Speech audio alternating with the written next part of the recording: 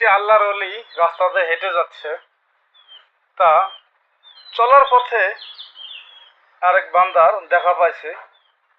পাওয়ার পরে তা ওই আল্লাহর ওলি দেখতেছে ওই লোকটির চলাফেরা একটি ভিন্ন টাইপের বলতে কি একটি মানে খারাপ পর্যায়ে, হয়তো বা নেশা খায়, নামাজ কালাম পড়ে না।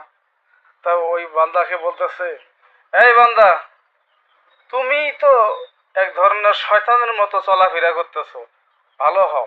এখন শয়তানে বলতেছে কি জানেন, যাইক, আমার সাপোর্ট একজন আছে, এই লোকই আমার সাপোর্টার, তাছাড়া পৃথিবীতে আমার সাপোর্টার আর কেউ নাই। এখন ওই আল্লাহর বান্দা মনে করতেছে, খারা দাঁড়া, তোর সাপোর্ট আমি করি খারা।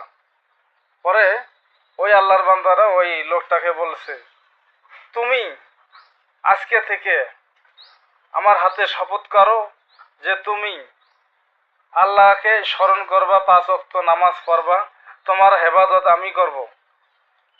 ওই আল্লাহর ওলি ওই বান্দাকে বলতেছে। এখন শয়তান মনে মনে কয়, কিরে, ওই আমার সাপোর্ট করলো, করার পর এখন আবার অন্য টাইপে যাইতেছে।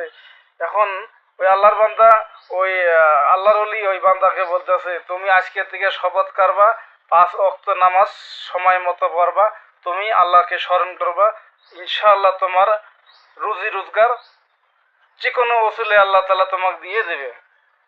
তখন দোয়া করে ওই বান্দাকে একটা ফু দিছে, হে আল্লাহ, আমি দোয়া করলাম যেন এই বান্দা সহি সালামতে চলার জন্য তৌফিক দান করে। তখন শয়তান ওখান থেকে মানে এমনভাবে দৌড়াইছে, ওই আল্লাহর বান্দা টের পাইছে যে এখানে থাকা যাবে না, ওই শয়তানে দৌড়াইতেছে। এখন ওই আল্লাহর ওলি বলতেছে, দেখো, তোমাকে এই কথাটা বলার কারণে শয়তান 80 মাইল স্পিডে দৌড়াইতেছে। তাই আপনাকে বলতেছি ভাই, শয়তানের পিছনে নয়, ভালোর পিছনে দৌড়াবেন, আপনার জীবনে সফলতা আসবে। শয়তানের মতন চলাফেরা করা বাদ দিয়ে ভালো হয়ে চলেন, ইনশাআল্লাহ আপনার মন দিল ভালো হবে, আপনার সংসার ভালো চলবে, ইনশাআল্লাহ আল্লাহ তাআলা সহযোগিতা পাবেন। আল্লাহ হাফেজ, ভালো রাখবেন। হাদিসি ভিডিও শেয়ার করবেন।